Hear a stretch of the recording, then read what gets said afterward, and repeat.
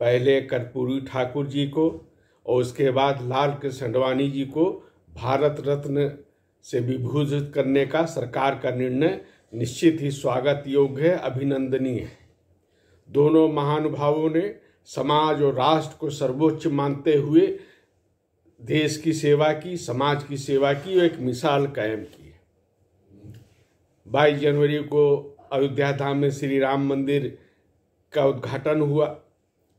500 वर्षों की समस्या का जो ये समाधान हुआ है, इस अवसर पर भी लाल कृष्ण आडवाणी के योगदान की सराहना की गई, उनका उल्लेख भी किया गया। उन्होंने जो रथ यात्रा निकाली थी उससे एक माहौल बना था और ये तय मानना चाहिए था कि ये जो 500 वर्षों की समस्या लगातार चली आ रही है, इसका कोई न कोई समाधान तो निकालना ही होगा और अंततः उसका समाधान निकला भी और ये देश के लिए बड़ी ही एक संतोष का विषय भी। लाल कृष्ण आडवाणी विचारधारा के आधार पर आगे बढ़ते रहे। राष्ट्रवाद की विचारधारा, समाज को सर्वोच्च मान के, देश को सर्वोच्च मान के चलने की विचारधारा और अपने को पीछे रखना, यह एक जो उदाहरण उन्होंने प्रस्तुत किया है वो निश्चित ही अनुकरणीय है।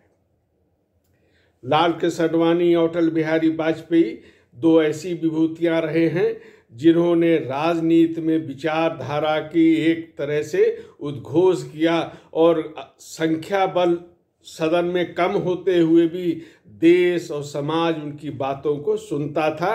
ये दुर्लभ उदाहरण है। 60 से अधिक दशकों तक लाल कृष्ण आडवाणी और अटल जी की जो ये एक प्रकार से इनकी जोड़ी थी, ये समाज के लिए समर्पित भाव से चलती रही। संख्या बल कम था। शुरू में पहले जनसंघ और फिर भारतीय जनता पार्टी, संख्या बल कांग्रेस का उस समय वर्चस्व हुआ करता था, बहुत कम हुआ करता था।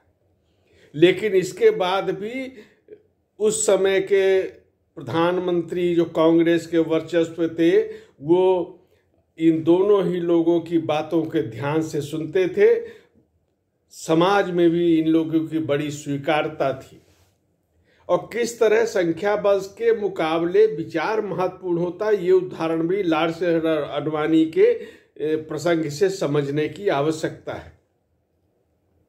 एक बार पत्रकार वार्ता में आडवाणी जी के शामिल होने का अवसर मिला।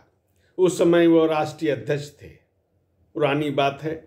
एक उल्लेख उन्होंने किया जिसको मैं आज भी स्मरण में रखता हूँ कि विचारधारा का क्या महत्व होता है, ये उनके वक्तव्य से उस समय ध्यान में आया। आडवाणी जी ने बताया, जब ये वो दौर था जब संख्या बल कम था, लोकसभा में एक बार तो लोकसभा में केवल 2 सदस्य, इसके बाद भी उन्होंने जो विचारधारा का महत्व है उसको कमजोर नहीं होने दिया। तो आडवाणी जी ने उसमें प्रसंग सुनाया पत्रकार वार्ता में। उन्होंने कहा कि विदेशों से एक पत्रकारों की टीम उनसे मिलने आई और अनेक विषयों पर बात होती रही। जनसंघ के से शुरुआत से लेके भारतीय जनता पार्टी के क्रियाकलापों तक, राष्ट्रवाद पर, सांस्कृतिक राष्ट्रवाद पे, अंत्योदय पर, एकात्म मानववाद पे, ये तमाम विषयों पे वार्ता होती रही। अब आडवाणी जी ने जो बताया उसका उल्लेख कर रहा हूँ। आडवाणी जी ने कहा कि इसके जब ही सारी वार्ता हो गई तो पत्रकारों ने एक प्रश्न ऐसा पूछा जिससे वो संकोच में पड़ गए कि क्या कहना चाहिए। वो कहते हैं आडवाणी जी खुद कि ऐसा नहीं कि मुझे ये प्रश्न का उत्तर आता नहीं था, वो आता था और एक तरह से विनोदपूर्ण ढंग से भी उन्होंने बताया कि प्रश्न का उत्तर मैं बहुत अच्छे से जानता था, लेकिन मेरे सामने संशय था, दुविधा थी कि इसका मैं जवाब कैसे दूं।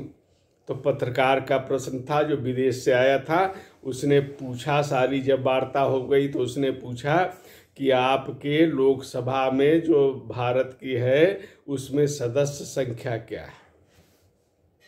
आडवाणी जी ने कहा कि फिर हमको बताना पड़ा कि हमारी सदस्य संख्या केवल 2 है।